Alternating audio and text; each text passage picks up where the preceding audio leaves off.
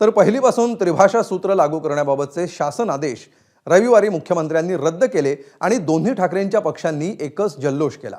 आजपासून सुरू झालेल्या अधिवेशनात देखील विरोधकांच्या विजयोत्सवाचे पडसाद उमटले। दुसरीकडे 5 जुलैच्या विजय मेळाव्याच्या दिशेने आता दोन्ही ठाकरेंनी पावलं टाकायला सुरुवात केली आहे। जी.आर. रद्द केल्याच्या दुसऱ्या दिवशी उद्धव ठाकरे आणि राज ठाकरेंनी काही महत्त्वाचे संकेत देत आगामी राजकारणाची दिशा देखील स्पष्ट करण्याचा प्रयत्न केला। तर सत्ताधाऱ्यांनी ठाकरे एकत्र येण्याच्या चर्चेची खिल्ली उडवत विषय हलक्यात घेतल्याचं दिसलं। पाहूया याबाबतचा स्पेशल रिपोर्ट।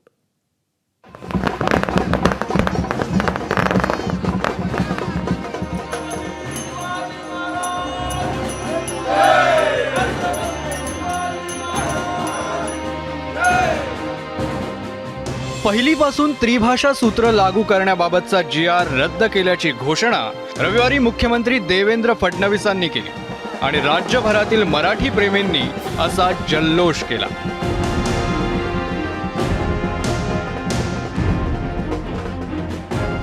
अधिवेशनाच्या पूर्वसंध्येला झालेल्या या निर्णयाचे पडसाद अधिवेशनाच्या पहिल्याच दिवशी दिसले। विरोधी पक्षनेते अंबादास दानवे हे तर मी मराठी असं लिहिलेल्या टोप्याच घेऊन आले होते। महसूल मंत्री चंद्रशेखर बावनकुळेंनाही त्यांनी टोपी घातली, तर माजी मंत्री संजय बनसोडेंना देखील त्यांनी ही टोपी घातली। एकीकडे विरोधी पक्षांचा असा जल्लोष सुरू असताना सत्ताधाऱ्यांनी उद्धव ठाकरेंची खिल्ली उडवण्याचा प्रयत्न केला। शिक्षण धोरण समिती मीच स्थापन केली, कम ऑन किल मी अशा घोषणा देत माशेलकर समितीच्या मुद्द्यावरून ठाकरेंवर निशाणा साधण्याचा प्रयत्न करण्यात आला। सरकारनं पहिलीपासून हिंदीबाबतचे दोन्ही जी.आर. रद्द केल्यानंतर राज ठाकरेंच्या पुढच्या भूमिकेकडे सर्वांचं लक्ष होतं। मोर्चा तसा पक्षीय लेबलशिवाय होणार होता, तसा जल्लोषही पक्षीय लेबलशिवाय होईल असं सांगत राज ठाकरेंनी 5 तारखेच्या कार्यक्रमाची घोषणा केली। तर उद्धव ठाकरेंनी देखील याला दुजोरा देत एकजूट कायम ठेवण्याचं आवाहन केलंय। कसं आहे, युत्या आघाड्या या सगळ्या गोष्टी, निवडणुका या सगळ्या गोष्टी येत जातील, जात जातील, सगळ्या गोष्टी होत राहतील। मराठी भाषा संपली, परत नाही येणार, कळलं का? कारण भाषा ही संस्कृती टिकवत असते। उद्या तीच जर मुळाशी गेली ना, तर या युती आघाड्यांना काय अर्थ आहे? 5 तारखेला विजयोत्सव हा साजरा करणारच आम्ही सगळ्यांशी बोलतो आहोत। ज्याप्रमाणे आंदोलनात सगळे पक्षभेद विसरून आमच्यासह एकत्र उतरले होते, तीच एकजूट आपल्याला विजयोत्सवामध्ये दाखवण्याची आवश्यकता आहे।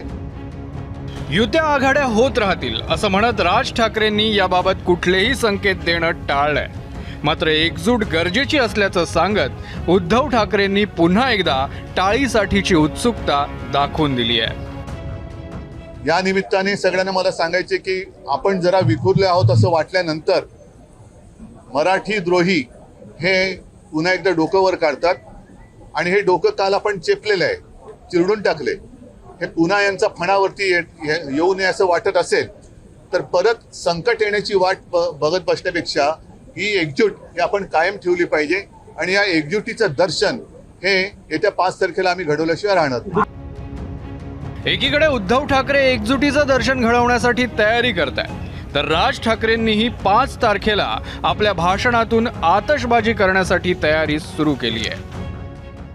माझी विनंती हीच राहील महाराष्ट्रातल्या प्रत्येक राजकीय नेत्याला की मराठी महाराष्ट्र या विषयावरती, मराठी भाषा या विषयावरती कोणतीही कोणाहीकडनं, आमच्याकडनं तर होणारच नाही, पण तडजोड होता कामा नये।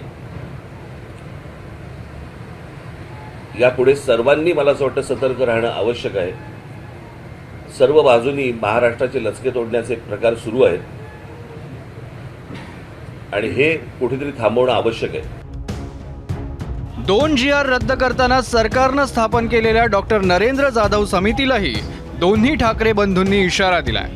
दोघांचाही आशय समान असला तरी हा इशारा देण्याची दोघांची आपापली शैली या निमित्तानं अधोरेखित झाली आहे।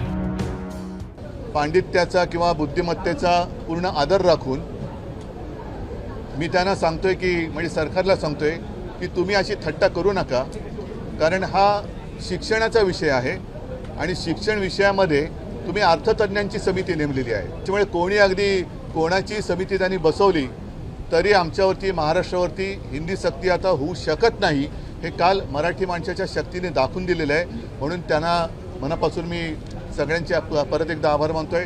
मी आत्ता जी तुम्हाला भूमिका जी मांडलेली आहे याच्या अगोदर 1ली ते 5वी हिंदी चालणार नाही. ते जाधव येऊ देत नाही तर अजून कोणी येऊ देत. कळलं का? महाराष्ट्रामध्ये ज्या प्रकारचा मराठी माणसांनी विरोध केलेला आहे या गोष्टीला, याची जाणीव मला असं वाटतं जाधवांना असावी. पण ठाकरेंच्या या एकजुटीच्या चर्चांवर मुख्यमंत्री देवेंद्र फडणवीसांनी मात्र मिश्किल टोला लगावला. मला असं वाटतं की समजा मी एखादा निर्णय घेतला आणि 2 भावांना एकत्रित द्यायचा आहे, तर मी काय असा GR काढलाय 2 भावांनी एकत्रित येऊ नये असा तर GR काही मी काढलेला नाही. बाकी त्यांनी एकत्रित यावं, क्रिकेट खेळावं, हॉकी खेळावी, टेनिस खेळावं, स्विमिंग करावं, जेवण करावं, आम्हाला काही अडचण नाही. तर पहिलीपासून हिंदीचा निर्णय कसा झाला आणि त्याबाबतचे GR कसे मागे घेण्यात आले याबाबत काँग्रेसनं नवा दावा करत खळबळ उडवून दिली आहे. हा चाचपडणी होती की या विषयाच्या अनुषंगानं काय समाज कसा रिॲक्ट करतो हे त्यांना तपासून बघायचं होतं. आणि भारतीय जनता पक्षाला त्यांचा अजेंडा पुढे नेण्याच्या अनुषंगानं वातावरण तयार झालं का नाही झालं हेही बघायचं होतं. दादा भुसे यांना काही याच्या संदर्भातली माहिती नव्हती. हा त्यांच्या खांद्यावर बंदूक ठेवून चालवलेली ही गोळी होती. यामध्ये सर्व जे होते ते देवेंद्र फडणवीस होते. आणि देवेंद्र फडणवीस आणि तो जो काही अधिकारी होता रेघोट्यावार हे कतपुतली होते. नागपूरच्या रेशीम बागातून याची सर्व सूत्र हालत होती. आणि 2 उपमुख्यमंत्री जे आहेत हे केवळ बघ्याची भूमिका घेत होते. अधिवेशनाचा पहिला दिवस मराठीच्या विजयाचा जल्लोष करण्यात गेला. 5 तारखेलाही हा जल्लोष पुन्हा एकदा दिसेल. मात्र पहिलीपासून हिंदीच्या मुद्द्याप्रमाणे जनतेच्या इतर महत्त्वाच्या प्रश्नांवरही विरोधकांची अशीच एकजूट अधिवेशनात दिसणार का, याकडे महाराष्ट्राच्या जनतेचं लक्ष असेल. ब्युरो रिपोर्ट, ABP माझा. ABP माझा, उघडा डोळे बघा नीट.